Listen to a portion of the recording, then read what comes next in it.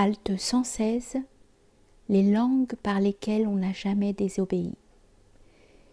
Un certain enseignement spirituel dit « Demandez-moi par des langues par lesquelles vous ne m'avez jamais désobéi ». Sache que la langue, l'ouïe, la vue, toutes les facultés externes et internes du serviteur sont identiques au soi divin, conformément à ce qu'a dit le Très-Haut « Je suis son ouïe, sa vue, sa langue, etc. » Que le serviteur ait conscience ou non de cela. Lorsque le serviteur n'en est pas conscient, il s'attribue la langue, l'ouïe, la vue et toutes les facultés ainsi que tous les actes. Mais lorsque le serviteur obtient le dévoilement et la prise de conscience, il attribue à Dieu et non à lui-même tous les actes produits à première vue par ses facultés, qui en réalité sont identiques au soi divin.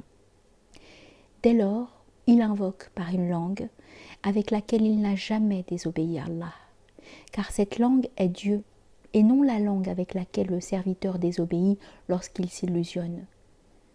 Le serviteur, en fait, ne désobéit que lorsqu'il est en dehors de cet état de contemplation, ce qui constitue la première différence.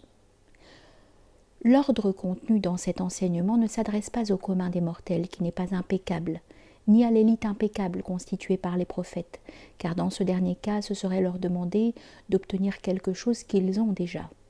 Il convient donc que ce que nous avons évoqué du sens de cet enseignement soit conforme à ce qui est voulu dans cet enseignement rapporté à propos de Moïse, sur lui la bénédiction et la paix, lorsqu'Allah lui a inspiré « Mentionne-moi par une langue avec laquelle tu ne m'as jamais désobéi », alors qu'il est impossible que Moïse désobéisse. L'ordre de Dieu concernant cette excellence s'adresse donc aux titulaires de cette station spirituelle, ce dont ils sont reconnaissants. Alors, ils remercient le Très-Haut et l'invoquent par lui, car ils connaissent les réalités profondes et les origines des choses. C'est donc comme si Dieu disait à Moïse « Fais que grâce à toi me mentionnent avec une autre langue que la tienne ceux qui me mentionnent par moi. »